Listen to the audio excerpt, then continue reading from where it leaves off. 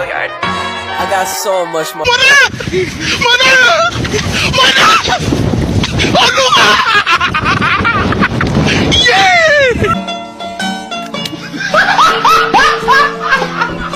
Are you ready, kids? Aye, aye, Captain! I can't hear you. Aye, aye, Captain! Oh! Fucking design on right now. Break it down, bring it back, make it clap. I got 3 old thoughts, new guap, wear that thing. Bitches on my line, and you know. Banjir merupakan bencana alam yang paling sering terjadi di Indonesia. Definisi banjir adalah keadaan di mana suatu daerah tergenang oleh air dalam jumlah yang besar. Kedatangan banjir dapat diprediksi dengan memperhatikan curah hujan dan aliran air. Namun, kadangkala banjir dapat datang tiba-tiba akibat dari angin badai atau kebocoran tanggul yang biasa disebut banjir bandang. Jenis-jenis banjir. Yang pertama, banjir bandang. Banjir bandang merupakan banjir yang sangat berbahaya, seringkali menimbulkan korban jiwa saat banjir bandang. Banjir bandang ini mengangkut air dan juga lumpur. Banjir ini kategori banjir yang sangat berbahaya karena bisa mengangkut apa saja. Banjir ini cukup memberikan dampak kerusakan cukup parah. Yang kedua, banjir air.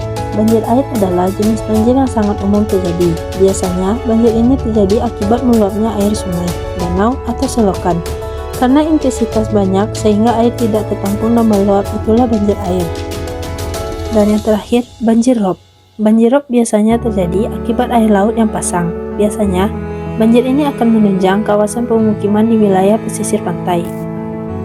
Air laut yang pasang akan menahan laju air sungai yang sudah banyak sehingga akan menjebol tanggul dan meluap mengenai daratan.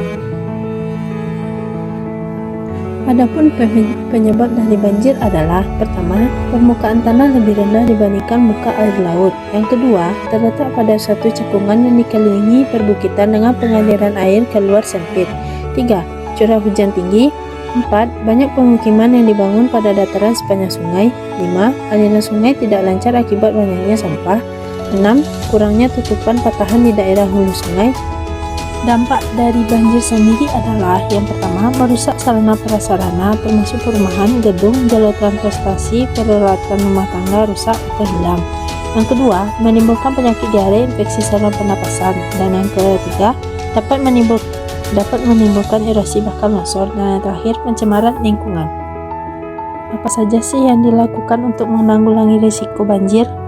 Pertama, penataan daerah aliran sungai secara terpadu dan sesuai dengan fungsi lahan. Yang kedua, pemasangan pompa untuk daerah yang lebih rendah dari pemukiman laut. Dan yang terakhir, program penghijauan daerah hulu sungai harus dilakukan serta mengurangi aktivitas di bagian sungai rawan banjir. Apa saja sih yang harus kita lakukan jika terjadi banjir?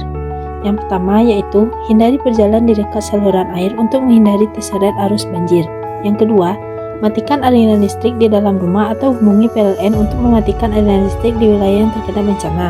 Yang ketiga, mengungsi ke daerah aman atau posko banjir sedini mungkin saat genangan air masih memungkinkan untuk dilewati. Yang keempat, segera amankan barang-barang berharga ke tempat yang lebih tinggi.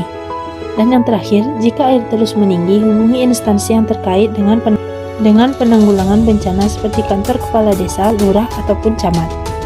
Dalil banjir terdapat pada ayat Sabah ayat 16 yang artinya, tetapi mereka berpaling, maka kami kirim kepada mereka banjir yang besar dan kami ganti kedua kebun mereka dengan 2 pohon yang ditumbuhi pohon-pohon yang berbuah pahit, pohon aks dan sedikit pohon sir.